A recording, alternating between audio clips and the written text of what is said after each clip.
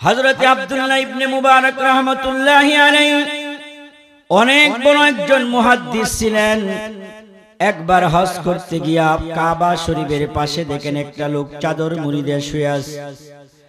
আব্দুল্লাহ ইবনে মুবারক ওই লোকটাকে সালাম দিলেন, আসসালামু আলাইকুম ওয়া রাহমাতুল্লাহি ওয়া বারাকাতুহু। সালামের জবাব হওয়ার দরকার ছিল ওয়া আলাইকুমুস সালাম ওয়া রাহমাতুল্লাহি ওয়া বারাকাতুহু। এভাবে সালামের জবাব দেওয়ার কথা ছিল, কিন্তু যে লোকটা চাদর মুড়ি দিয়ে শুয়ে আছিল সালামের জবাব দিছে। কোরআনুল কারীমের এক আয়াত পড়ে সালামের জবাব দিয়ে বলে, সালামুন কাওলাম মির রাব্বির রহিম। স্বাভাবিক জবাব না দিয়া কোরআনের এক আয়াত দিয়া জবাব দিয়েছেন। আব্দুল্লাহ ইবনে মুবারক রাহমাতুল্লাহি আলাইহি বুঝতে পারলেন ওই চাদর মুড়ি দিয়া যিনি শুয়ে আছেন তিনি একজন মহিলা মানুষ। তিনি একজন মহিলা মানুষ, চাদর মুড়ি দিয়ে শুয়ে আছেন। আমি সালাম দিলাম, স্বাভাবিক সে কোরআনের আয়াত পড়ে সালামের জবাব দিল। আব্দুল্লাহ ইবনে মুবারক রাহমাতুল্লাহি আলাইহি বড় আশ্চর্য হয়ে গেলেন। একের পর এক প্রশ্ন করতে লাগলেন। মহিলাকে আব্দুল্লাহ ইবনে মুবারক আবার স্বাভাবিক নিয়মে প্রশ্ন করলেন, ও মা, আপনি কোথা থেকে এসেছেন? আপনার বাড়ি কোথায়? আপনি এখানে কি জন্য এসেছেন? আব্দুল্লাহ ইবনে মুবারক স্বাভাবিকভাবে মহিলাকে প্রশ্ন করলো। মহিলা এই প্রশ্নের জবাব স্বাভাবিকভাবে না দিয়া কোরআনুল কারীমের আয়াত করে আব্দুল্লাহ ইবনে মুবারকের সালামের জবাব দিয়ে দিতেছে। মহিলা তেলাওয়াত করতেছে, সুবহানাল্লাযী আসরা বিআবদিহি লাইলাম মিনাল মাসজিদিল হারামি ইলাল মাসজিদিল আকসা। আব্দুল্লাহ ইবনে মুবারকের সালামের জবাব মহিলা দিয়া বলতেছে, ও আব্দুল্লাহ ইবনে মুবারক, আমার বাড়ি হচ্ছে বাইতুল মুকাদ্দাস, মসজিদে আকসা হচ্ছে আমার বাড়ি। আমি এই জায়গার ভিতরে বাইতুল্লাহর ভিতরে আমি সফর করার জন্য এসেছি। আব্দুল্লাহ ইবনে মুবারক রাহমাতুল্লাহ আলাইহি আবার প্রশ্ন করতে লাগলেন। আব্দুল্লাহ ইবনে মুবারক রাহমাতুল্লাহ আলাইহি বুঝতে পারলেন মহিলা এই জায়গায় পথ ঘুরে চলে এসেছে। আব্দুল্লাহ ইবনে মুবারক রাহমাতুল্লাহ আলাইহি মহিলাকে স্বাভাবিক প্রশ্ন করতেছে, ও মা, আপনি যদি সম্মতি থাকেন, আপনার যদি অনুমতি থাকে, তাহলে আমার এই যে একটা বাহন আছে, ঘোড়া আছে, এই ঘোড়াতে করে আমি আপনাকে আপনার বাড়িতে পৌঁছে দিতে পারি। আব্দুল্লাহ ইবনে মুবারক রাহমাতুল্লাহি আলাইহি এর জবাব, এই প্রশ্নের জবাব মহিলা স্বাভাবিকভাবে না দিয়া কোরআনের আয়াত দিয়ে আব্দুল্লাহ ইবনে মুবারকের প্রশ্নের জবাব দিয়ে দিল। সুবহানাল্লাহি ওয়া বিহামদিহি। আব্দুল্লাহ ইবনে মুবারক রাহমাতুল্লাহি আলাইহি বড় আশ্চর্য হয়ে গেলেন। আমি মহিলা কি প্রশ্ন করতেছি স্বাভাবিকভাবে, আর মহিলা জবাব দেয় শুধু কোরআনের আয়াত দিয়া মহিলা জবাব দেন। মহিলা কোরআনের আয়াত দিয়ে আব্দুল্লাহ ইবনে মুবারককে জবাব দিয়ে দিল, আমি আপনার ঘোড়ার উপরে চড়তে পারি, আপনি চড়তে পারি, আমি ভিন্ন মানুষ। আপনি যখন ঘোড়া চালাবেন তখন আপনি আপনার চেহারাকে নিম্নগামী করে রাখবেন, আপনি ভিন্ন পুরুষ। ও মা বোনেরা, ও পর্দার আড়ালের মা বোনেরা, এখানে একটা শিক্ষণীয় বিষয় হচ্ছে বেগানা পুরুষের সামনে আমার পর্দা করতে হবে। আজকে আমাদের এই পর্দা নাই। পর্দার কথা বললে মহিলারা মানতে চায় না। নামাজ যেরকম ভাবে আল্লাহ ফরজ করেছেন, এরকম ভাবে মা বোনেরা পর্দা আল্লাহ তাআলা ফরজ করেছেন। আব্দুল্লাহ ইবনে মুবারক রাহমাতুল্লাহি আলাইহি মহিলাকে নিয়ে যাইতেছে আর উটের লাগাম ধরে যাইতেছে। অনেক লম্বা ঘটনা সংক্ষেপে বলতেছি। আব্দুল্লাহ ইবনে মুবারক রাহমাতুল্লাহি আলাইহি মহিলাকে আবার প্রশ্ন করলো, ও মা, আপনার কি কোনো সন্তানাদি নাই? এই প্রশ্নের জবাব মহিলা কোরআনের আয়াত দিয়ে বলতেছে, আল মালু ওয়াল বানুন। আয়াত পড়ে মহিলা বলতেছে, ও আব্দুল্লাহ ইবনে মুবারক, মাল এবং ধন সম্পদ এগুলো আল্লাহর একটা সৌন্দর্য। এই সৌন্দর্য থেকে আল্লাহ তাআলা আমাকে বঞ্চিত করে নাই। আল্লাহ তাআলা আমাকে সন্তান দিয়েছে। আব্দুল্লাহ ইবনে মুবারক রাহমাতুল্লাহি আলাইহি একটা চান্স খুঁজে নিলেন। এবার মহিলাকে আটকানো যাবে, কারণ আমি মহিলাকে সন্তানের নাম জিজ্ঞাসা করব। কারণ সন্তানের নাম তো কোরআনের ভিতরে নাই। ও আমার মা বোনেরা, এখানে একটা মাসলা মনে রাখেন, কোরআনের মাহফিলে এসেছেন, একটা মাসলাও যদি আমরা না শিখতে পারি তাহলে আমার মাহফিলে আসা তো ব্যর্থতায় পরিণত হয়ে যাবে।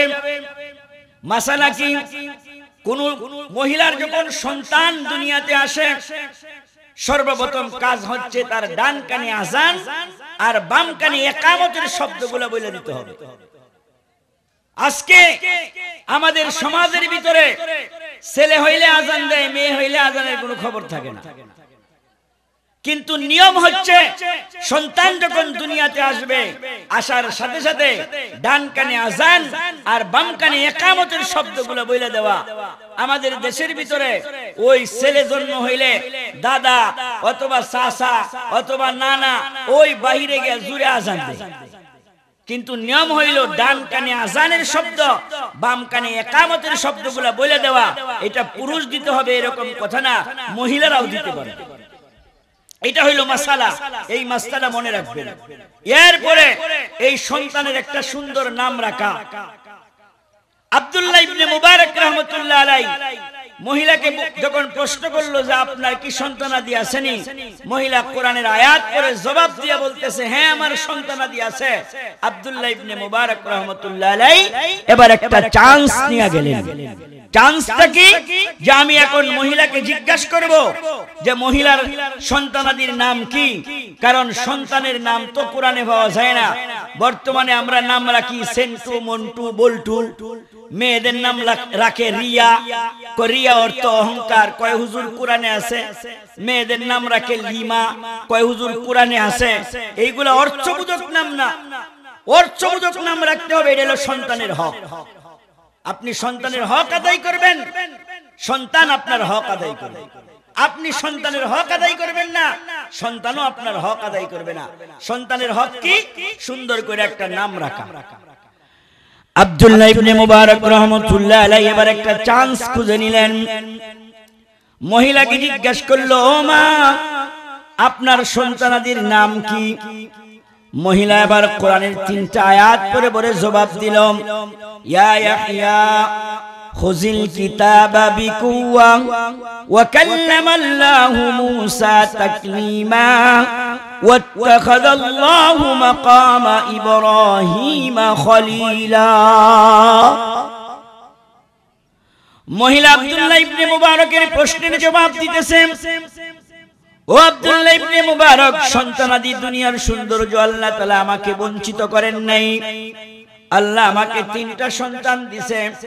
একটা সন্তানের নাম হচ্ছে মূসা, একটা সন্তানের নাম হচ্ছে ইয়াহইয়া, একটা সন্তানের নাম হচ্ছে ইব্রাহিম।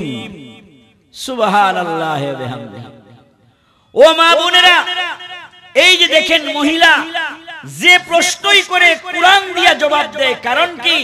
এই মহিলা কোরআন বুঝছে, কোরআনকে হৃদয়ঙ্গম করেছে, কোরআনকে বুঝেছে। আপনি আমিও যদি কোরআনকে বুঝতে পারি তে আপনি আমিও কোরআন দিয়ে কথা বলতে পারবো। কিন্তু আজকে তো আপনার আমার কোরআনের সাথে সম্পর্ক নেই।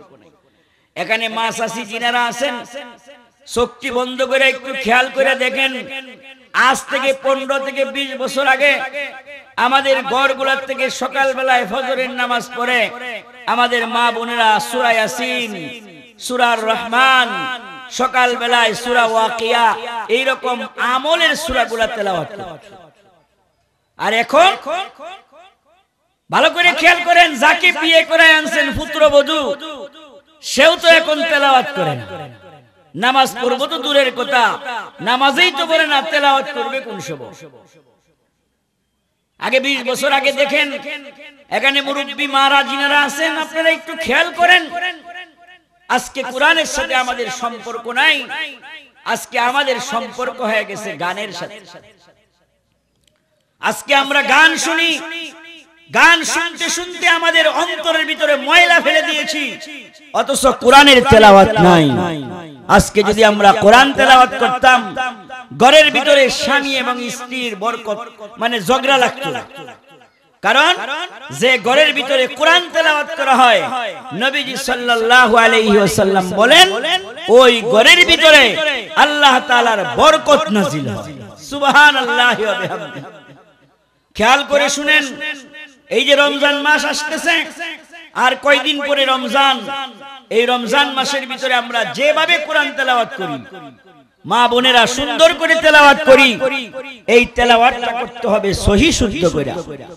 এই সহি শুদ্ধ করে তেলাওয়াতের জন্যই তো আজকে এই রাহেলা বিনতে রহিমা আদর্শ বালিকা মাদ্রাসা আপনাদের এলাকায় হয়েছে।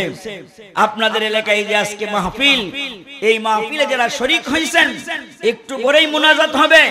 এই মুনাজাতে যারা শরীক হয়েছেন, শরীক হবেন, আল্লাহ তাআলা আপনাদেরকে ক্ষমা করে দিবেন। নবীজি সাল্লাল্লাহু আলাইহি সাল্লাম হাদিসের মধ্যে বলেন, যারা দ্বীনি আলোচনা শুনে, দ্বীনি আলোচনা শোনার জন্য আসে, কোরআন হাদিসের আলোচনা শোনার জন্য আসে, আল্লাহ তাআলা তাদের পিছনের গুনাহগুলোকে maaf করে দেয়। সুবহানাল্লাহ। ও মা বোনেরা, আপনাদেরকে বলি, আপনাদেরকে বলে যাই, ওই যে মহিলা কোরআন দিয়েই কথা বলে, আব্দুল্লাহ ইবনে মুবারককে যখন জবাব দিয়ে দিল, আব্দুল্লাহ ইবনে মুবারক রাহমাতুল্লাহ আলাইহি আর কোনো প্রশ্ন করার সুযোগ পাইলেন না। তিনি এই মহিলাকে উনার বাড়িতে পৌঁছাইলেন। মহিলা বাড়িতে গিয়া পৌঁছিয়া সুন্দর করে খাবার পরিবেশন কইরা আব্দুল্লাহ ইবনে মুবারক রাহমাতুল্লাহ আলাইহির সামনে খাবার পরিবেশন করে বলতেছে, কুলু ওয়াশরাবু, খাওয়ার পান করো, খাওয়ার পান করো, কুলু ওয়াশরাবু, খাওয়ার পান করো। বিগত দিনে আপনি আমার জন্য অনেক কষ্ট করেছেন। আব্দুল্লাহ ইবনে মুবারক রাহমাতুল্লাহি আলাইহি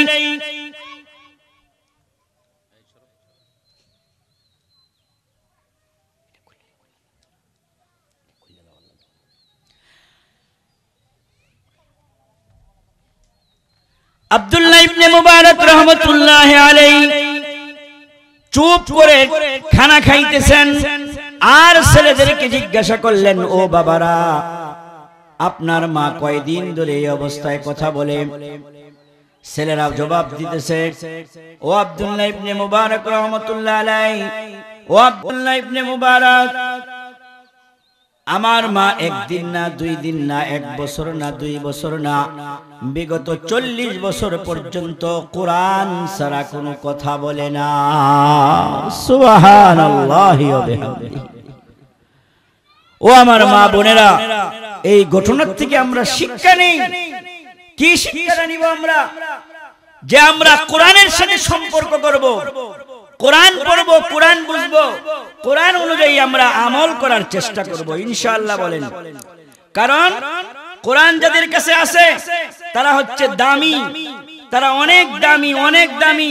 কোরআন যাদের কাছে আছে তারা দামি, যাদের কাছে কোরআন নাই তাদের কোনো দাম নাই। এজন্য নবীজি সাল্লাল্লাহু আলাইহি ওয়াসাল্লাম বলেন, يقال لصاحب القرآن اقرأ وارتقي ورتل كما كنت ترتل في الدنيا فإن منزلك عند آخر آية تقرأها أو كما قال عليه الصلاة والسلام। وأمر ما بنرام কিয়ামতের দিন আপনাকে, আমাকে, আমাদের সকলকে, পুরুষ হোক আর মহিলা হোক, আল্লাহ বলবেন, ইকালু লিসাহিবিল কুরআন, ও সাহেবে কোরআন, কোরআন পড়নেওয়ালা, তুমি পড়ো আর চড়ো। 1 আয়াত তেলাওয়াত করবেন, 1 তালার বাড়ির মালিক আল্লাহ বানায়া দিবেন। 2 আয়াত তেলাওয়াত করবেন, আল্লাহ 2 তালার বাড়ির মালিক বানায়া দিবেন। আমাদেরকে সকলের জানা আছে সূরাতুল ফাতিহা। এই আলহামদু সূরা যদি আপনি তেলাওয়াত করেন, কিয়ামতের দিন আল্লাহ তাআলা আপনাকে 7 তালা বাড়ির মালিক বানায়া দিবেন। সুবহানাল্লাহ। তো এখন এই সূরাতুল ফাতিহা সহি শুদ্ধ করে পড়তে হবে। এই সহি শুদ্ধ করে পড়তে হলে আমাদের কাজ হলো আপনার আমার মেয়েদেরকে মাদ্রাসায় দেওয়া, ছেলেদেরকে ছেলেদের মাদ্রাসায় দেওয়া।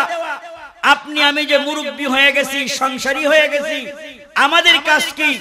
আমাদের কাজ হলো এই মহিলা মাদ্রাসায় যে তালিমগুলো হয়, এই তালিমের ভিতরে শরীক হইয়া আমার নামাজ, আমার নামাজের কাইফিয়ত, আমাদের নামাজের অবস্থা আমার জানা। এজন্য আমরা কিছুক্ষণের মধ্যেই মুনাজাত করব। এই মুনাজাতের আগে এই যে রমজান আসতেছে, এই রমজান সম্পর্কে দুই একটা কথা আপনাদেরকে বলি। এই মাহে রমজানের আগে আমাদের কিছু প্রস্তুতি আছে। এক নম্বর প্রস্তুতি হচ্ছে বিগত রমজানে যে আমাদের কাজা রোজাগুলা ছিল, এই কাজা রোজাগুলা এই কয়দিনের ভিতরে আমরা আদায় করে ফেলবো ইনশাআল্লাহ। বলেন মনে মনে সবাই ইনশাআল্লাহ বলেন। এই যে কয়দিন আছে, এখনো রমজানের আরো 10-12 দিন, 8-10 দিন বাকি আছে। এই বাকি দিনগুলোর ভিতরে আমরা কাজা রমজানগুলা, কাজা রোজা, বিগত রমজানে যে আমাদের কাজা হয়েছে, এই কাজাগুলা আমরা আদায় করব। এটা রমজানের প্রস্তুতি। দুই নম্বর প্রস্তুতি হচ্ছে এই রমজানের ভিতরে রমজানটা আমি কেমনে কাটাবো। এই রমজান কাটানোর জন্য আমি একটা সিরিয়াল করব, আমি একটা রুটিন করব, যে সকাল বেলায় আমি কয় পারা তেলাওয়াত করব, বিকাল বেলায় জোহরের পরে আমরা কয় পারা তেলাওয়াত করব। আমাদের তো একটা অভ্যাস খারাপ আছে, হ্যাঁ, যে অভ্যাসটা কি, যে রমজানের দিন ইফতারির সময় বিশেষ করে মা বোনেরা ইফতার নিয়ে এত ব্যস্ত থাকেন যে ইফতারের আগে যে দোয়া কবুল হয় এটাও আমরা ভুলে যাই। ও মা বোনেরা, আজকের মাহফিল থেকে শিক্ষা নেন। ইফতারকে সামনে নিয়ে দোয়া করলে নবীজি সাল্লাল্লাহু আলাইহি ওয়াসাল্লাম বলেছেন, উনার দোয়া আল্লাহ তাআলা, ইফতারি রোজাদারের দোয়া আল্লাহ তাআলা কবুল করেন। এটা হচ্ছে ইফতারের সময়। আমরা তো ইফতারকে নিয়ে এত ব্যস্ত থাকি, টাইম হইলে ইফতারও করতে পারি না। আবার পুরুষরা যদি ইফতার তাড়াতাড়ি করে, আমরা ফতোয়া শুরু করে দেই, সারা দিন না খায়া থাকতেছি, অল্প কিছুক্ষণের জন্য কি আমার খিদা বেশি লেগে যাইব, এজন্য কি আমি তাড়াতাড়ি করব? ও মা বোনেরা, নবীজি বলেছেন ইফতার তাড়াতাড়ি করার ভিতরে সুন্নত, তাড়াতাড়ি করার ভিতরে বরকত। এজন্য ইফতারটাকে বানাইয়া আপনার ফ্যামিলির সবাইকে একসাথে রাখবেন, বসাইয়া ইফতারকে সামনে নিয়ে হাত তুলে দোয়া করা লাগবে। এইরকম না মনে মনে দোয়া করেন, আয় আল্লাহ তুমি আমার ফ্যামিলির মধ্যে বরকত দান করো, আয় আল্লাহ তুমি আমার সন্তানটাকে কোরআনের হাফেজ বানাও, আয় আল্লাহ তুমি আমার মেয়েটাকে কোরআনের হাফেজা বানাও, আয় আল্লাহ আমার সন্তান কথা শুনে না, দোয়া করতেছি আল্লাহ সন্তান যেন আমার কথা শুনে। এই দোয়াগুলো পড়বেন। দোয়াগুলো পড়লে কি হবে? নবীজি সাল্লাল্লাহু আলাইহি ওয়াসাল্লাম বলেন যে ইফতারের আগে দোয়া করলে দোয়া কবুল হয়। এজন্য রমজানের প্রস্তুতি হিসেবে পুরা রমজানটাকে একটা রুটিন করবেন, যে আমি সারা দিন কি কাজ করব। 3 নম্বর রমজানের প্রস্তুতি হচ্ছে আমরা গুনার কাজকে ছেড়ে দিব। আমরা গুনার কাজ করব না। ও আমার মা বোনেরা, আমাদের ভিতরে যে একটা গুনাহ সবচাইতে বেশি হয়, যেটা হচ্ছে গীবত। গীবতটা আমাদের সবচাইতে বেশি হয়, গীবত, পরনিন্দা করা। 2-3 জন মহিলা একসাথে বৈশা দুনিয়ার সমস্ত মহিলার দোষ আমরা বইলা ফেলাই। ও আমার মা বোনেরা, অনুরোধ করে বলে যাই, এই গীবত থেকে নিজেকে বাঁচায় রাখেন। গীবত এমন একটা মারাত্মক অপরাধ, মারাত্মক গুনাহ। এই গীবত করলে আপনার ইবাদত কবুল হবে না, আপনার দোয়া কবুল হবে না। এই গীবতটা কয়েক প্রকার আছে। একটা শারীরিক গীবত আছে, শরীর নিয়ে গীবত করে, ও দেখছি অমুকের চেহারা একবারে ভাইটার কালির মতো কালা, কালা দেখে এরকম কয় কালা, কথার হাঁটার ভঙ্গি ভালো না, নাহের সেন্টার ঠিক না, নাহের বডি ঠিক না, এইরকম ভাবে শারীরিক গীবত, পোশাক আশাক নিয়ে গীবত। এই গীবত থেকে নিজেকে বাঁচায় রাখেন। এই মাহে রমজানটা এত কষ্ট করে রাখলেন রোজাটা, আপনি গীবত থেকে নিজেকে বাঁচায় রাখতে পারলেন না। এই একটা গুনাহ থেকে যদি আপনি বেঁচে থাকেন, আপনার সংসারের ভিতরে আল্লাহ রাব্বুল আলামিন বরকত দিবেন। সর্বোপরি কথা, যাদের ছেলে এবং মেয়ে মাদ্রাসায় পড়ে তাদের জন্য আপনারা দোয়া করবেন, কারণ মায়ের দোয়া সন্তানের জন্য কবুল হয়। এই সন্তানের জন্য দোয়া করবেন। আমরা তো সন্তানদের জন্য দোয়া করি না, সন্তানদের জন্য দোয়া করবেন। কেন দোয়া করবেন? যে আপনার দোয়া আল্লাহ তাআলা কবুল করবে। আপনি যদি সন্তানের জন্য দোয়া করেন, আপনি যখন মুরব্বি হয়ে যাবেন, আপনার সন্তান যখন এই আলেম হবে, আলেমা হবে, মেয়েটা যখন আলেমা হবে, তখন আপনাদের জন্য দোয়া করবে। সন্তান কেন দোয়া করবে? নবীজি বলছেন, আল জান্নাতু তাহতা আকদামিহিল উম্মাহাত, মায়ের পায়ের নিচে সন্তানের বেহেশত। নবীজি বলেছেন, আমরা পুরুষ, আমাদের পায়ের নিচে জুতা, ও মা বোনেরা, আপনাদের পায়ের নিচে আল্লাহ তাআলা সন্তানের বেহেশত রাখছে। এজন্য আপনারা অনেক দামি, অনেক দামি, অনেক দামি। আল্লাহ তাআলা আপনাদেরকে অনেক দাম দিবেন। আপনাদের পেট থেকেই তো আব্দুল কাদের জিলানী রহমাতুল্লাহ আলাইহির জন্ম হয়েছে। আপনাদের পেট থেকে শাহজালাল জন্ম হয়েছে। আপনাদের পেট থেকে হুসাইন আহমদ মদনীর জন্ম হয়েছে। আপনারা হচ্ছেন অনেক দামি, অনেক দামি। নবীজি সাল্লাল্লাহু আলাইহি সাল্লাম বলেছেন, যার একটা কন্যা সন্তান, আল্লাহ তাআলা তাকে একটা বেহেশত দান করবেন। সুবহানাল্লাহ। তো এই দামি জিনিসটাকে আপনার ধরে রাখতে হবে কিভাবে? নিজেকে পর্দার ভিতরে রাখতে হবে। পর পুরুষের সামনে যাওয়া যাবে না। এই পর পুরুষের সামনে যাওয়া যাবে না। আপনি নিজেকে পর্দায় শুরু করেন। আপনি যখন পর্দা করে চলবেন, আল্লাহর ফেরেশতারা, দুনিয়ার মাখলুক, আল্লাহর ফেরেশতা সহ সবাই আপনার জন্য রহমতের দোয়া করে। ওই যে বলছিলাম না, ওই মহিলাটা কোরআনের উপর গবেষণা করছে, কোরআন রিসার্চ করছে, কোরআন দিয়া কথা বলে।